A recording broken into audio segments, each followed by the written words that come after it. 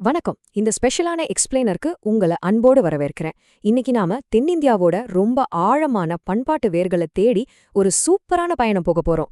பண்டைய காலகட்டத்துல இருந்த போர் வரலாற்றையும் நவீன காலகட்டத்துல இருக்கிற சமூக அரசியல் இலக்கியங்களையும் இணைக்கிற ஒரு அற்புதமான தேடல் இது. சரி, டைம் வேஸ்ட் பண்ணாம நேரடியா உள்ள போலாம் வாங்க.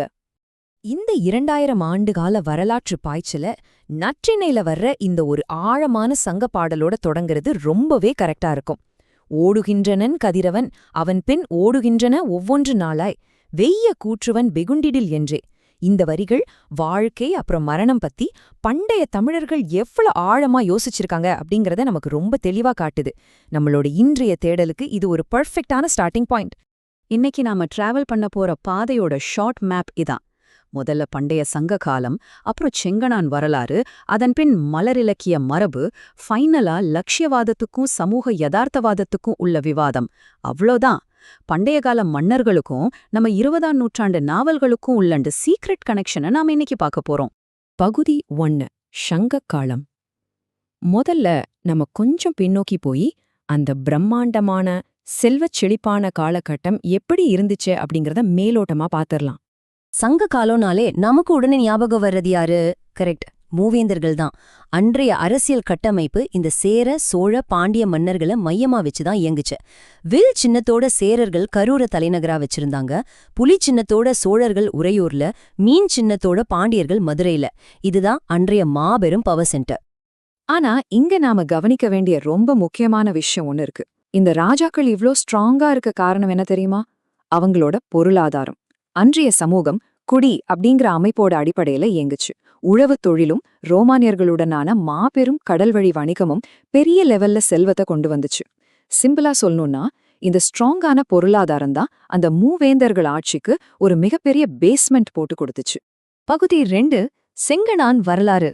இந்த வளமான பின்னணியிலிருந்து வந்த ஒரு சோழ மன்னனை பத்தி தான் இப்ப பார்க்க போறோம். அவர்தான் வரலாற்று முக்கியத்துவம் வாய்ந்த மன்னன் கோச்செங்கணான். இதுல இந்த செங்கண் அப்படிங்கிற வார்த்தை ரொம்பவே இன்ட்ரெஸ்டிங்கான ஒண்ணு. செங்கண்ணா சிவந்த கண்கள்னு அர்த்தம். இது சோழ மன்னன் கோச்செங்கணானை குறிக்கிற ஒரு பிரத்யேகமான குறியீடு. பண்டைய தமிழர்களோட வீரம், அவங்களோட விதி, அப்புறம் வெளி உலக அரசியல், இதையெல்லாம் புரிஞ்சுக்க இந்த ஒரு ஒற்றை குறியீடு ரொம்பவே உதவியா இருக்கும். இந்த மன்னனோட பிறப்பே ஒரு ஹாலிவுட் பட ரேஞ்சுக்கு இருக்கும்னு வைங்களேன். ஜோதிடப்படி ஒரு சரியான நல்ல நேரத்துல குழந்தை பிறக்கணும்னு சொல்லி அவரோட அம்மா கமலபதி வலியோட தன்னோட பிரசவத்தைய 48 நிமிஷம் தள்ளி போட்டாங்களாம். அதனால அந்த குழந்தை ரொம்ப சிவந்த கண்களோட பிறந்துச்சு. அப்படி பிறந்ததுனாலதான் அவருக்கு செங்கணான் அப்படிங்கிற பேரே வந்துச்சு.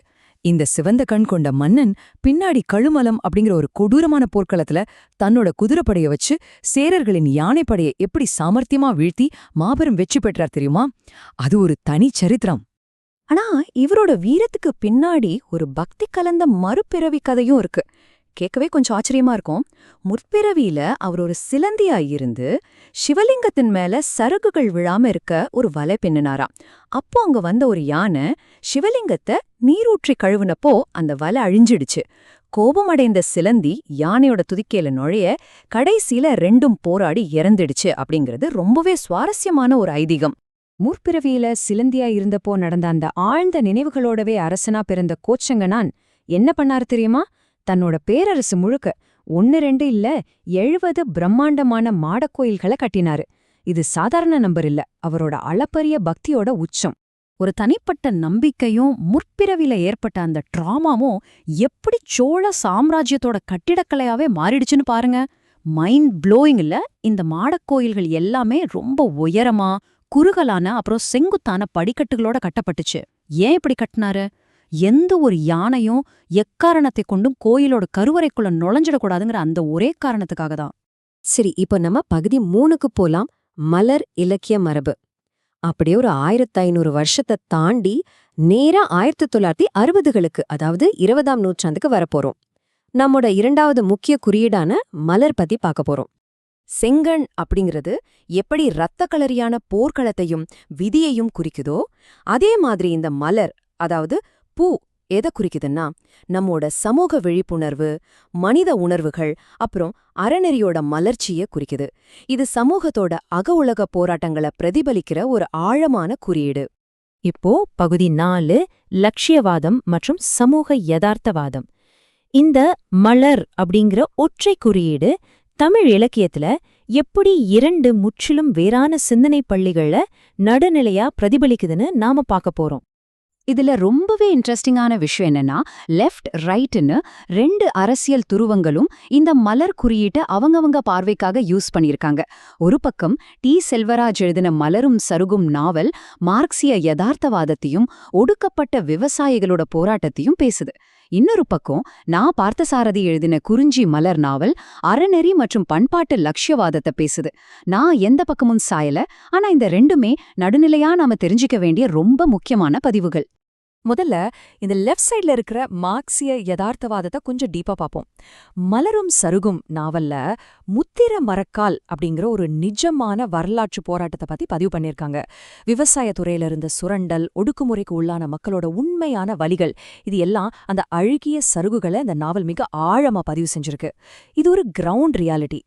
ஆனா அந்த பக்கம் பாத்தீங்கன்னா லட்சியவாத அணுகுமுறை டோட்டலா வேற.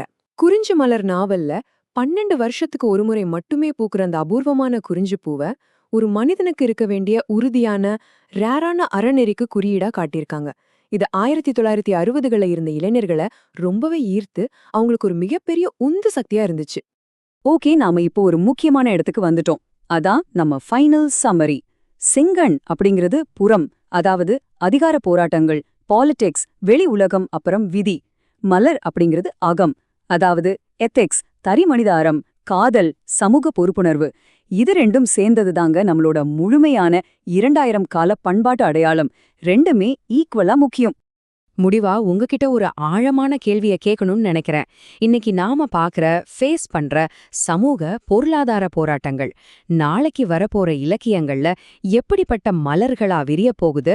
இன்னைக்கு நம்மளோட ஒவ்வொரு ஆக்ஷனும் நாளைக்கு எப்படி ஒரு ரெக்கார்டா இலக்கிய பதிவா மாறப்போகுதுன்னு கொஞ்சம் யோசிச்சு பாருங்க. மூலப்பதிவுகளோட இந்த வரலாற்று அலசல் உங்களுக்கு ஒரு புது பார்வையை கொடுத்துருக்கோன்னு நம்புறேன். ரொம்ப நன்றி.